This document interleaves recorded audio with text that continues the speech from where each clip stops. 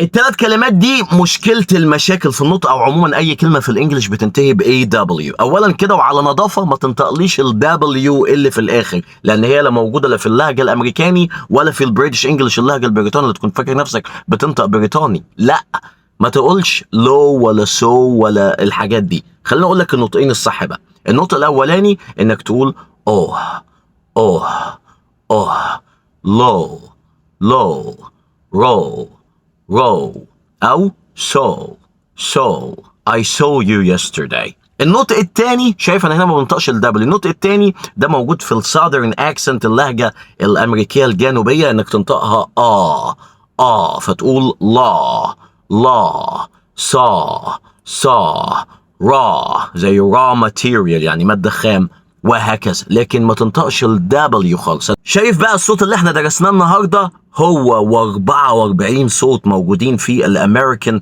اكسنت، هتدرسهم بالتفصيل في كورس احترافي جامد جدا، 30 حلقة بالتمرينات بتاعتهم واسرار عن كل حاجه انت محتاج تعرفها عن النطق، والفرق كمان ما بين اللهجه الامريكيه واللهجه البريطانيه، البريتش والامريكان اكسنت. هتلاقيه حصري على الويب سايت بتاعي وخصم 30% لفتره محدوده. سلام.